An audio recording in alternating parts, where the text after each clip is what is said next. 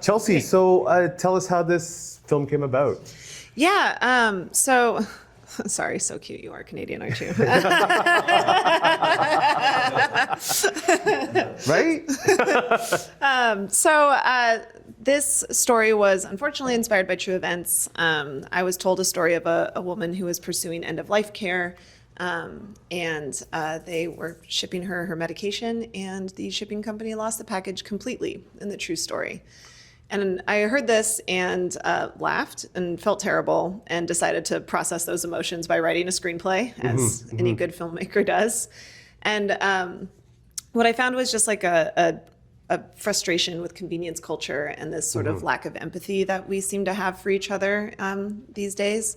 And I wanted to create a story that explored that, that frustration with, all these structures that sort of deprive us of dignity, and then, have an opportunity for our character to be redeemed of dignity in the end through what I find to be the most important thing, which is human connection. So that's kind of where the story came from. And then, I think we made and finished this film in record time. I, reached out to my lead, who I wrote it for, Deanna, and we workshopped it a bit. But I wrote it in July and sent it to my producer in early August, and Clint. And Clint was like, okay, yeah, let's do this. And then we got Martin like that first week of August, and we shot mid-August, and then I edited it in September, and we got into Sundance and South by, and here we are. Nice. Congratulations. Thank you. I wanted to ask you about the casting process and why you selected both your lead actor and actress. Yeah, so Deanna and I have been friends for a couple years, and we were introduced by mutual friends who were like, we feel like you two would make cool shit together. And well, damn it, they were right. And so Deanna and I started writing together, and I've been helping Deanna out with some of their self-tapes for auditions and stuff. And I really got to see this full range of what they're capable of as a performer and an actor. And so when I wrote the screenplay, I specifically wrote to what I loved seeing them do when I was doing self-tapes with them. So I really wanted to push Deanna to, Right. showcase all of that talent. She's not just sitting right over there. But yeah, it was just something that I was like, oh God, we can't be writing forever. We have to make something now. I don't love writing. So I was like, I just want to physically do something. And then as for Martin, he and I worked together on a project that he was directing earlier last year. And so I did write it with him in mind, but was like, we'll make a list, we'll send it out to other people. But we share a producer, Clint, once again. And I said to Clint, I was like, just send it to Martin, I guess. We'll see. If he says no, he says no, and he thankfully said yes. So in this very sensitive world that we live in, you taking a chance on Black comedy. Tell us a little bit about that, and then why you took that chance.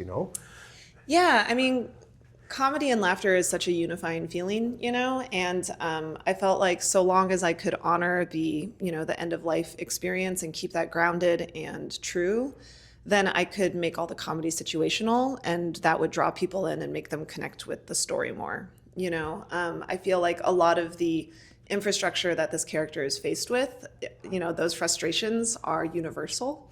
And so long as I could just toe the line very delicately by, once again, just honoring that end of life space while being playful with all of the, elements that come into play, the schedule, the little apps that tell you when things are going to happen, the deliveries, the missed deliveries, all of that I knew could be really fun and draw people in a way that exposes exactly,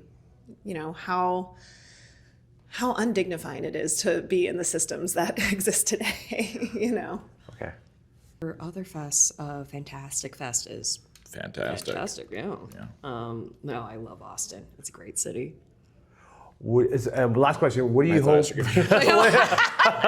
I'll go on my toes. What do you hope to get? What your audience to get out of this film? Of course. I don't know. I hope they walk away with compassion for people going through what Deanna's character is going through in it, but mostly the comedy of life.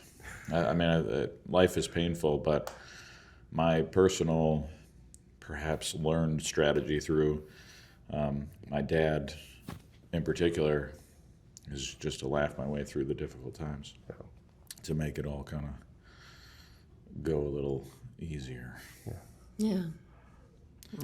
Having a sense of humor helps things a lot. Though, I mean, there's also the darker side of definitely compartmentalizing and all that. But the takeaway from this, I think definitely is just, I don't know, just finding, I don't know, community, contact, like just like, I don't know, connecting with other people. Like it's kind of the salve of everything, truthfully.